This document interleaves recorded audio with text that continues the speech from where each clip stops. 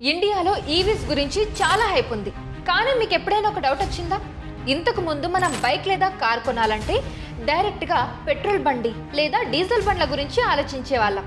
ఇప్పుడు మాత్రం చాలా మంది ఈవీ తీసుకుందామా అని ఆలోచిస్తున్నారు. రీజన్ చాలా సింపుల్ అండి. పెట్రోల్ ప్రైజెస్ బాగా పెరిగిపోయాయి. ట్యాంక్ ఫిల్ చేయాలంటే పాకెట్ నిల్ల ఈ పరిస్థితి వచ్చేసింది. అందుకే స్లోగా అందరూ ఎలక్ట్రిక్ సైడ్కి షిఫ్ట్ అయిపోతున్నారు.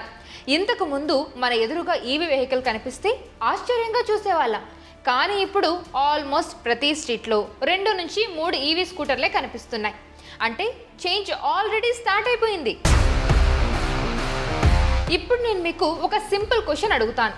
మీరు ఈవీ కొన్నారనుకోండి, డైలీ ఛార్జ్ ఎక్కడ చేస్తారు? ఇంట్లో ఛార్జింగ్ ఫెసిలిటీ ఉంటే బాగుంటుంది. కానీ బయటికి వెళ్ళినప్పుడు పెట్రోల్ బంక్ లాగా ఈజీగా ఛార్జింగ్ స్టేషన్స్ దొరుకుతున్నాయా? ఇక్కడ చాలా మందికి ప్రాబ్లం స్టార్ట్ అవుతుంది. ఎందుకంటే ఛార్జింగ్ స్టేషన్స్ ఇంకా అన్ని ప్లేసెస్లో లేవు. కొన్ని ఏరియాస్లో చాలా తక్కువగా ఉంటున్నాయి. ఉన్న ప్లేసెస్లో వెయిటింగ్ కూడా ఎక్కువగా ఉంటుంది. అంటే మనం చూస్తున్న గ్రోత్ ఒక సైడ్ ఫాస్ట్గా వెళ్తుంటే ఛార్జింగ్ ఫెసిలిటీస్ మాత్రం స్లోగా వస్తున్నాయి. ఇప్పుడు బిజినెస్ పాయింట్ ఆఫ్ వ్యూ చూస్తే ఇక్కడ డిమాండ్ ఉంది, కానీ సప్లై తక్కువగా ఉంది. మరి ఇక్కడే కదా ఆపర్చునిటీస్ కూడా ఉంటాయి. అందుకే ఇప్పుడు చాలా మంది ఈవీ ఛార్జింగ్ స్టేషన్ బిజినెస్ గురించి ఆలోచిస్తున్నారు. ఇది నెక్స్ట్ పెట్రోల్ బంక్ లాగా అవుతుందా అని అనుకుంటూ కూడా ఉన్నారు. అయితే ఐడియా బాగుందని తెలుస్తుంది, కానీ ఎలా స్టార్ట్ చేయాలి, ఏం చేయాలి, ఖర్చు ఎంత అవుతుంది, పర్మిషన్స్ కావాలా, ఇలా చాలా క్వశ్చన్స్ బోలెడన్ని మైండ్లో తిరుగుతూ ఉన్నాయి. ఆన్సర్స్ క్లియర్గా దొరకకపోవడం వల్ల చాలా మంది స్టార్ట్ చేయకుండా అలా ఆగిపోయారు. అందుకే ఈ వీడియోలో నేను మీకు సింపుల్గా ప్రతి ఒక్క పాయింట్ ఎక్స్ప్లెయిన్ చేస్తాను. లేట్ చేయకుండా ఇంకా ఈ వీడియోని స్టార్ట్ చేద్దాం. నా పేరు కౌసల్య, వెల్కమ్ టు బాస్ వాలా.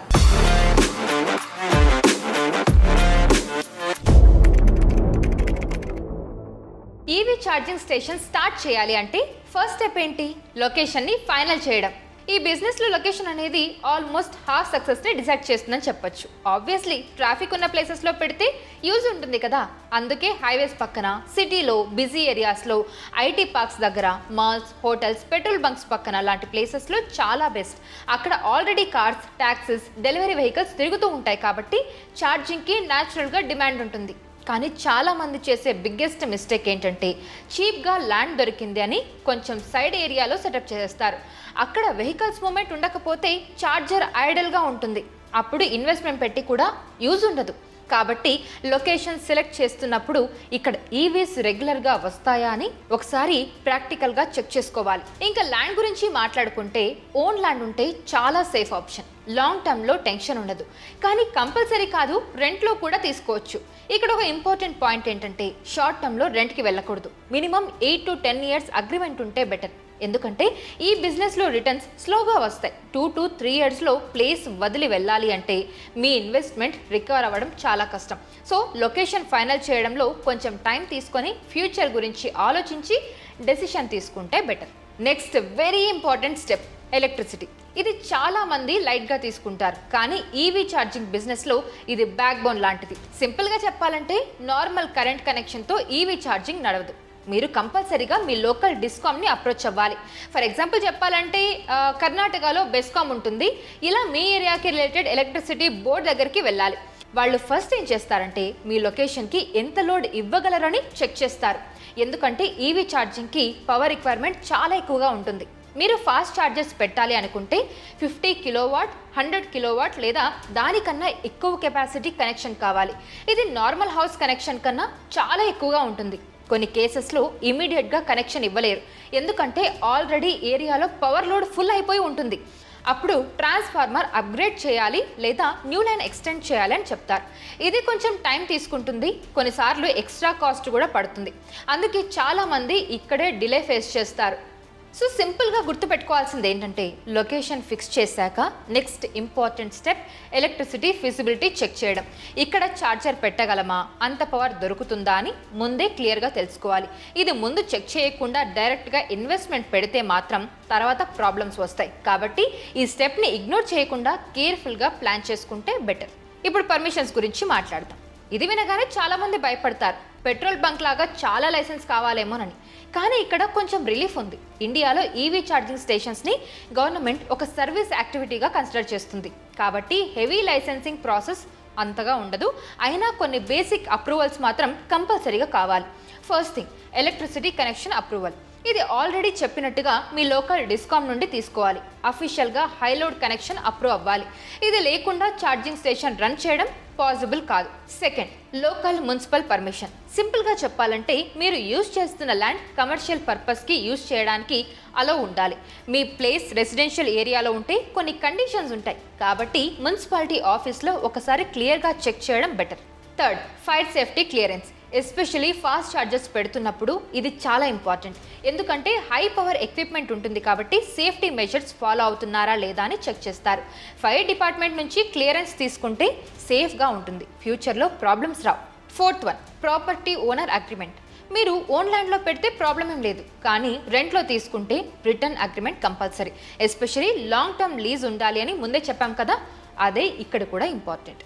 సింపుల్గా చెప్పాలంటే పర్మిషన్ ప్రాసెస్ కాంప్లికేటెడ్ కాదు, కానీ ఇగ్నోర్ చేయకూడదు. ప్రాపర్గా అప్రూవల్స్ తీసుకొని స్టార్ట్ చేస్తే ఫ్యూచర్లో లీగల్ ప్రాబ్లమ్స్ రావు. ఇక్కడ గుడ్ పార్ట్ ఏంటంటే పెట్రోల్ బంక్ లాగా 10 నుంచి 15 లైసెన్సులు తీసుకోవాల్సిన టెన్షన్ ఏం ఉండదు. బేసిక్ పర్మిషన్స్ ఫాలో అయితే సరిపోతుంది. ఇప్పుడు మెయిన్ ఎక్విప్మెంట్ గురించి మాట్లాడుకుందాం. చాలా మంది ఇక్కడ కన్ఫ్యూజ్ అవుతారు. ఛార్జర్ ఎక్కడ కొనాలి, ఎవరిని నమ్మాలి అని. మార్కెట్లో ఆల్రెడీ కొన్ని ట్రస్టెడ్ కంపెనీస్ ఉన్నాయి.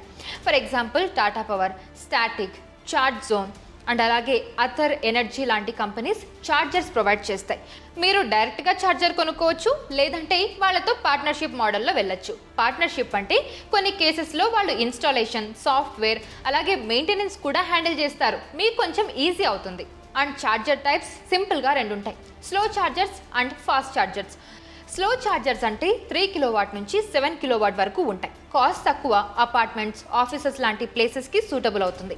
ఫాస్ట్ ఛార్జర్స్ అంటే 30 కిలోవాట్ నుంచి 150 కిలోవాట్, అంటే హైవేస్, కమర్షియల్ యూసేజ్కి యూజ్ అవుతాయి, కానీ కాస్ట్ ఎక్కువగా ఉంటుంది. బిగినర్స్కి డైరెక్ట్గా హెవీ ఇన్వెస్ట్మెంట్ పెట్టకుండా స్లో ఛార్జర్స్తో స్టార్ట్ చేయడం సేఫ్ ఆప్షన్.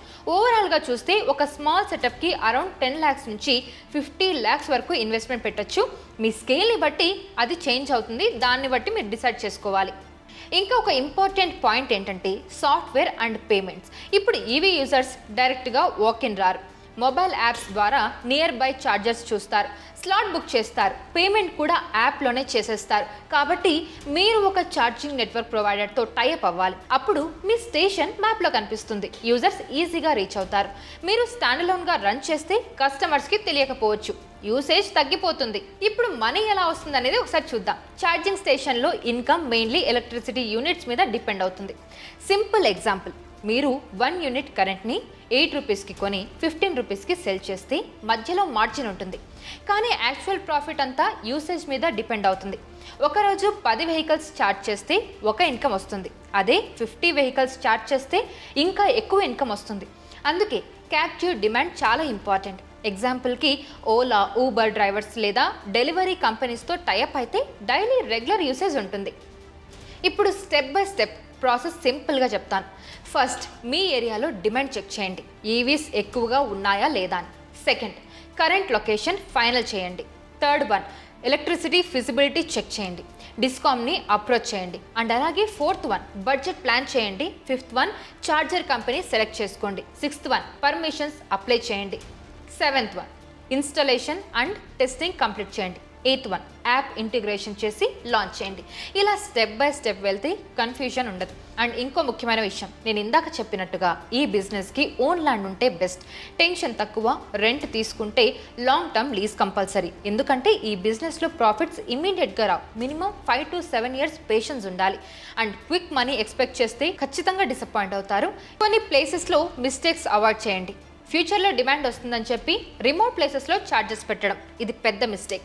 మెయింటెనెన్స్ ఇగ్నోర్ చేస్తే రిపీటెడ్ కస్టమర్స్ రారు. ప్రైస్ ఎక్కువ పెడితే యూజర్స్ వేరే ప్లేసెస్కి వెళ్ళిపోతారు. సో ప్రాక్టికల్గా ఆలోచించి ప్లాన్ చేసుకోండి. ఫైనల్గా సింపుల్గా చెప్పాలంటే ఈ బిజినెస్కి ఛాన్స్ ఎక్కువగా ఉంది, కానీ ఇది క్విక్ మనీ కాదు, ఇది ఇన్ఫ్రాస్ట్రక్చర్ బిజినెస్.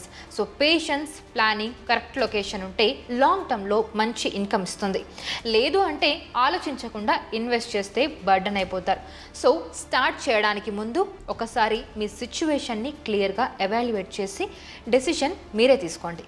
అండ్ ఈ విషయానికి సంబంధించి మీకు ఇంకేదైనా డౌట్ ఉన్నా కూడా కమెంట్ సెక్షన్లో తెలియజేయండి. ఈ వీడియో మీకు యూస్ఫుల్గా అనిపిస్తే మీ ఫ్రెండ్స్ అండ్ ఫ్యామిలీకి షేర్ చేయండి. Thank you so much for watching. This is me Kausalya signing off. Brand partnerships and advertising enquiries కోసం brand@bosswala.com ఈమెయిల్ చేయండి లేదా 9108014192 వాట్సాప్ చేయండి.